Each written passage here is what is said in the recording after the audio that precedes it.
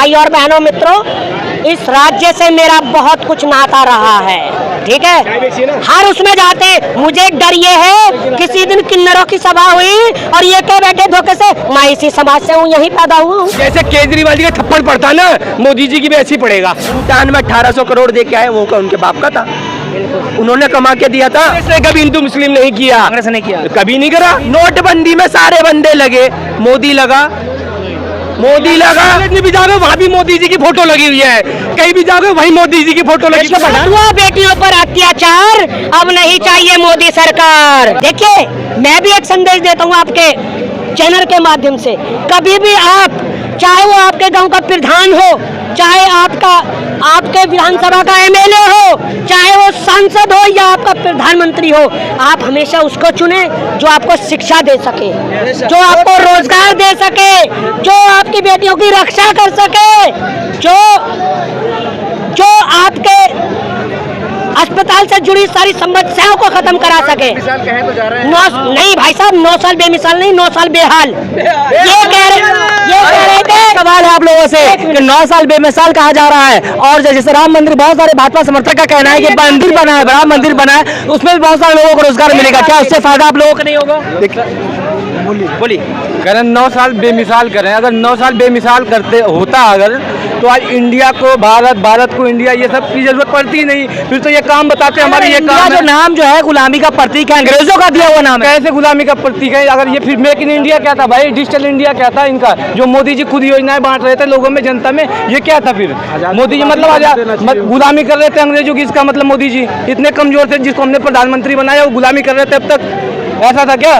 अब इंडिया जनता खुद कह रही है कि बहुत हुआ बेटियों पर अत्याचार, अब नहीं चाहिए मोदी सरकार, अब हाथ जोड़ रही है। क्या लगता है 2024 में बदलाव होगा? हम नहीं जानते। नहीं बदलाव, मोदी बापू, बदलाव बहुत जरूरी। नहीं, इनका बाप आएगा सबका मोदी। किसका बाप? बस क्या समझ लो, किसका है? किसके पापा है वो? क्या बात है? चलिए, ये तो कांग्रेस आएगी, कांग्रेस आएगी, ये अपना बाप बना लिया भाई, आपकी बाप होंगे। क्या बोले? कह रहे हैं कि भाई वो आपके बाप हो गए,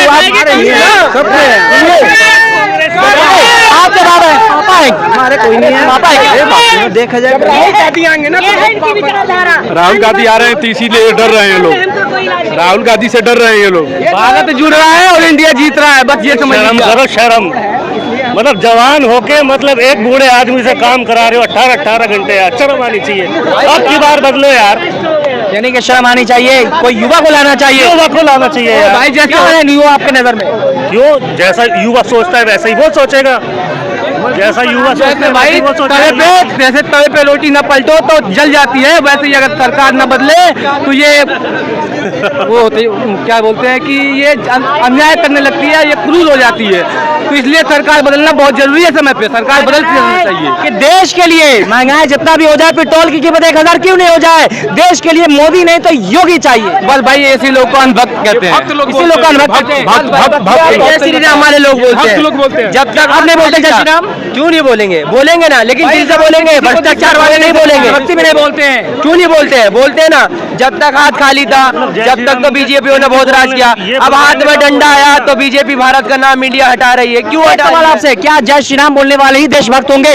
या देशभक्त पाकिस्तान में नहीं रहते क्या हिंदुस्तानी? क्यों नहीं रहते? हिंदू रहते हैं वहाँ, सारे रहते हैं, मिलके रहते हैं, सब रहते हैं ना। वहाँ के भी तो हिंदू यहाँ पे आ रहे हैं, यहाँ के भी मुसलमान वहाँ जा रहे हैं, कोई दिक्कत है क्या? बताओ ना भाई। अभी सीमा हैदर आई, सीमा हैदर आई, ये कौन थी भाई? सीमा हैदर कौन थी? क्यों आई हमारे देश में? और इतना ही नफरत है तो इनको बाहर ही भेजो ना, ये क्यों आई? लेकिन बहुत सारा आवाज भी उठ रही है कि सीमा हैदर है, वो तो इंटरनेशनल भाभी है, लोग गर्व से उसे कहते हैं भाभी, उसे देश बचाओ मोदी हटाओ। भाई देश के मुसलमानों से नफरत है, जो पाकिस्तान से आते हैं कहेंगे इंटरनेशनल भाभी, सीमा भाभी। अगर आपको देश को बचाना है, अगर देश के युवा रोजगार को बचाना है, अगर देश की बेटियों को बचाना है, तो 2024 में भारतीय जनता पार्टी के जो हमारे नरेंद्र मोदी प्रधानमंत्री जी जो हैं, उनको झोला लेकर घर भेजना है। और ऐसे से नहीं भेजना है, उनका झोला भी चेक होगा भैया।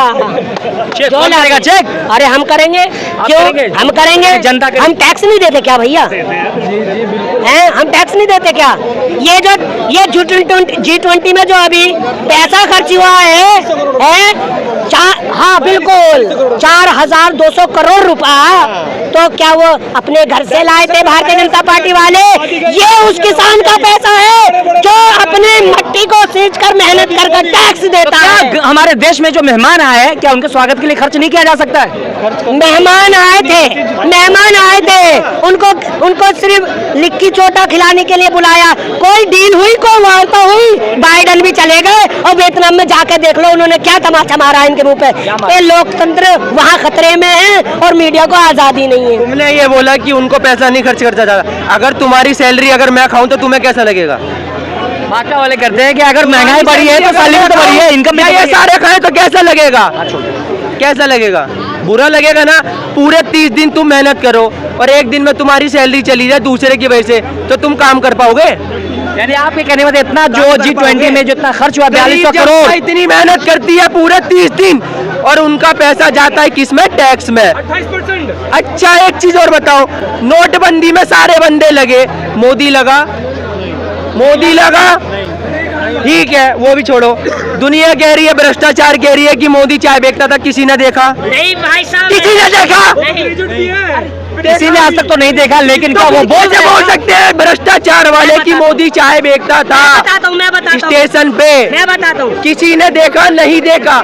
किसी के पास सबूत हो तो बोलो। जो इंडिया गठबंधन उसको भ्रष्टाचारी बताया जा रहा है, भ्रष्टाचारी। मैं बताता हूँ, जब वो अपने देश का नहीं हुआ, गुजरात का नहीं हुआ, जहाँ पे उसकी पीड़ित जनता खुद की अपनी वहाँ पे नीम है, तो हमारे देश का क्या होगा? हमारा क्या होगा? वो जनता के नहीं थे, वो तो गुजरात में ऐसी इतने दिन सीएम थे, अब पीएम बन गए। की जगह के नहीं है, अपने घर के नहीं है, अपने परिवार के नहीं है। बोलिए। मैं मोदी जी का भाषण, जब हमारे मोदी जी किसी राज्य में जाते हैं या सभा को संबोधित करते हैं, भाई और बहनों मित्रों, इस राज्य से मेरा बहुत कुछ नाता रहा है, ठीक है?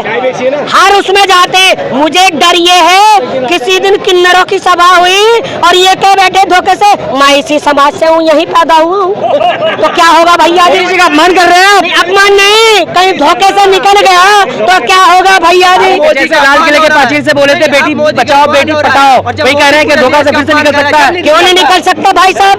क्यों नहीं निकल सकता? बेटी बचाओ बेटी पढ़ाओ, सत्ता में आओगे हम तुम्हें बरी करा देंगे, तुम पे कोई वो नहीं होंगे मुकदमे। मोदी जी को शामिल कर दिया किन्नरों की, तो उनका अपमान हो रहा है, और मोदी जी ने जो पूरे देश का अपमान कर दिया उसका क्या? मोदी जी तो कहते हैं मैं चौकीदार हूँ, चौकीदार भी है देश का, चौकीदार है। चौकीदार कहाँ चौकीदारी करी? मुझे बता दो ना, कहाँ चाय बेची बता दो, कितने की चाय बेची बता दो, किसको चाय पिलाई अपने हाथों से? भैया है चौकीदार, किसको चाय भी नहीं देखा मैंने कि कहीं चौकीदारी की हो? आपने देखी? आपने देखी? BJP totally publicity. कॉलेज में भी जाओगे वहाँ भी मोदी जी की फोटो लगी हुई है, कहीं भी जाओगे वहीं मोदी जी की फोटो लगी। प्रधानमंत्री है? अरे प्रधानमंत्री, तो प्रधानमंत्री बैठा है, वो काम करे ना। जहाँ देखो पब्लिसिटी पब्लिसिटी, कोई मुद्दा नहीं है न्यूज में, ओनली हिंदू मुस्लिम। नाना पाटेकर जी सही कहते थे, साले नेता किसी के नहीं है, ये भिड़ाने के लिए भिड़ाते रहेंगे। रही बात कांग्रेस की, कांग्रेस के अंदर राहुल गांधी एक कमजोर कड़ी है। हालांकि कांग्रेस ने बहुत काम किए हैं, बहुत अच्छे काम किए हैं, लेकिन कमजोर कड़ी राहुल गांधी मैं कह सकता हूँ होंगे। उससे अच्छे धुरंधर नेता हैं, वो सामने आते नहीं है, क्योंकि सोनिया गांधी जी दबा देती है, बैठे ना मेरे बेटे को आगे दो, मेरे बेटे को आने दो, क्योंकि वो प्रधानमंत्री बनेगा। क्यों बनेगा? और क्योंकि राहुल गांधी जो बोलने नहीं आता, और मोदी जी तो बोलने का काम करते, पब्लिसिटी का काम करते, उनको इसके अलावा कुछ नहीं आता। राहुल गांधी को बोलने नहीं आता है? बिल्कुल नहीं आता जी। लास्ट बात नहीं आता। आपके चैनल से, राहुल गांधी को लास्ट बात, क्या बोलते हैं वो? क्या बोलते हैं? आलू वाली बातें करते हैं, कभी मतलब अजीब सी बातें होती है, जो एक उसके लिए जोक होता है। आप गूगल पे डालोगे तो पप्पू, मोदी जी को डालोगे तो वो क्या कहते हैं, झोला वो मतलब जुबलेगा। गूगल पे यही नाम आएगा इनका। मेरा तो मान लो दो पार्टियां दोनों चोर, लेकिन हाँ कांग्रेस के काम कहीं ना कहीं है बेटर, जो उन्हें 60-65 सालों में किए हैं, वो मैं मानता हूँ। बस बात नहीं, कमजोर कड़ी राहुल गांधी है। अगर कांग्रेस के धुरंधर नेता बाहर आ जाए ना भाई साहब, बीजेपी कुछ नहीं है, बाहर हो जाएगी। कुछ नहीं है बीजेपी कुछ नहीं है। बीजेपी मोदी जी तो शेर है, एक अकेले शेर नहीं है भाई साहब। जिस दिन ओपन आ गए ना, जैसे केजरीवाल जी का थप्पड़ पड़ता ना, मोदी जी की भी ऐसी पड़ेगा। जिस दिन ओपन आ गए केजरीवाल का तो झाड़ू पड़ता है। अरे झाड़ू के ऊपर पड़ते हैं, कॉलोनी पड़ता है। अरे केजरीवाल जी ने ना, ये जो हमारे देश के गृह मंत्री है ना, मोटा भाई अमित शाह जी, अमित शाह जी, हाँ, जो मुंह में सुपारी लेकर कहते हैं तो सुपारी जैसी पार्टी है, इनको 4 बार मुंह के बल गिराया केजरीवाल ने। शर्म आनी चाहिए ना, इनका मोर बना दिया केजरीवाल ने झाड़ू देके, समझ रहे। और मैं आपके चैनल के माध्यम से सिर्फ आपके चैनल के माध्यम से अपने देशवासियों को, हिंदू मुस्लिम सिख ईसाई सभी मिलके भाई भाई यही संदेश देना चाहूंगा कि देखिए, ये बरसाती मेंढक आएंगे निकल कर मंच पर डुगडुगी बचाएंगे, और किस चीज की बचाएंगे? हिंदू खतरे में है, मुस्लिम खतरे में है, आस्था खतरे में है, राम खतरे में है, अल्लाह खतरे में है, ईश्वर खतरे में है, दलित खतरे में है, मुस्लिम खतरे में है। लेकिन ये खतरा सिर्फ चुनाव के वक्त होता है। अगर बटोगे 2024 में तो कटोगे, ध्यान रखना। कांग्रेस ने कभी हिंदू मुस्लिम नहीं किया, कांग्रेस ने किया, कभी नहीं करा, कभी नहीं किया, कभी दंगे नहीं हुआ। आजकल तो आज के टाइम में पता क्या बोलता है, अरे यार साला मुसलमान आ गया, अरे यार हिंदू आ गया, साला नजर का हेरफेर हो गया, नजर का हेरफेर हो गया। आज हम खुल के बातें नहीं कर सकते, खुल के बातें नहीं कर सकते, ये हालात हो गए आज के टाइम पे। हर इंसान लगता है देश को बदलाव की जरूरत है। बिल्कुल जरूरत है। 2024 में कांग्रेस आनी चाहिए, क्योंकि एक चीज बताओ, मुसलमान का त्योहार होता है, वो खुल के नहीं अपना त्योहार मना सकता, और हिंदुओं की दिवाली आती है, मुसलमान के घर के आगे पटाखे जलेंगे, पूरे गली में जलेंगे, पूरे हिंदुस्तान में जलेंगे। कहने का मतलब है, जो अभी हाल ही में हुआ नू मेवात में जो वीडियो वायरल किया जाता है कि बिट्टू बजरंगी कहता है कि तुम्हारा जीजा आ रहा है, इस तरह से टारगेट करके और रैलियां निकाली जाती है, शोभा यात्रा की जाती है। मुझे इस चीज का जवाब दो। पहली बात तो वो एक का जीजा है कि पूरे मेवात का जीजा है? मैं इस चीज इसका का जवाब देता हूँ, मैं इसका जवाब, देखिए जैसे बिट्टू बजरंगी पहले मेरी बात पूरी, वो एक का जीजा है कि पूरे मेवात का जीजा है, या पूरे हिंदू का जीजा है? ये बता दो, या पूरे मुसलमान का जीजा है? किसका जीजा है ये तो बता दो। जब एक बात बताओ, खुद ने तो बोला कि तुम्हारा जीजा आ रहा है, और जब डंडे निकले मुसलमानों के अपने बचाव के लिए, तो क्यों भागा वहां से? क्यों भागा? तो क्या लगता है ये 2024 के बाद भी ऐसा हो रहा है? 2024 के बाद जिंदगी प्यारी है, मुसलमानों की जिंदगी प्यारी, 2014 के बाद नहीं, मुसलमानों की जिंदगी प्यारी नहीं है। मुसलमान हिंदुस्तान नहीं है, या आदमी नहीं है, जानवर है, उसको अपनी जान प्यारी नहीं है। तुम्हारे को अगर कोई मारे तो तुम नहीं जीना चाहते हो, तुम जीना नहीं चाहते हो। कौन नहीं जीना चाहता? हिंदुस्तान में भी, पाकिस्तान में भी, और ब्रिटिश के बाहर भी, और हिंदुस्तान के बाहर भी हिंदुस्तान जीना चाहता है। चाहे वो हिंदुस्तान बोले, चाहे इंडिया बोले, रहेगा हिंदुस्तानी, हिंदुस्तानी रहेगा, हिंदुस्तानी ही रहेगा। जितने भी लोग हैं भारतीय रहेंगे। बिट्टू बजरंगी जैसे नहीं, मोदी जैसे नहीं। कांग्रेस ने तुम्हें लाइन में कभी लगाया? कांग्रेस ने नोट की शक्ल बदली? नहीं बदली। तो इसने आते के साथ ही हमारे देश की संपत्ति को बदल दिया। जो हमारी संपत्ति बदल सकता है, तो वो कुछ भी बदल सकता है, कुछ भी। देश हित में जो भी कर रहे हैं, कह रहे हैं सोच समझ कर देश हित में कर रहे हैं। सोच समझ के अगर करते ना, तो सबसे पहले अपने खुद के शहर में करते, ना कि पूरे हिंदुस्तान में करते।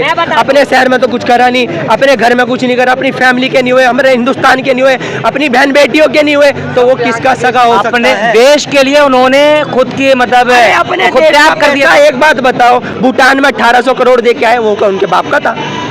उन्होंने कमा के दिया था, या उनके परदादा कमा के दे के चले गए थे कि बेटा तू मेरे पोते का पोता है, या मेरे बच्चे का बच्चा है, ये पैसा तेरा है, तेरा हक है इस पे, तू जाके अपनी। यानी आपका आरोप है सीधे सीधे प्रधानमंत्री पे कि जो देश का पैसा जो है विदेश में जाकर के वो बांटते हैं, और देश में महंगाई बढ़ती है। बाहर के इतने बंदे आए थे, उनका स्वागत करा, उसके बाप का पैसा था, या उसकी माँ ने कमाया था, या उसने कमाया था?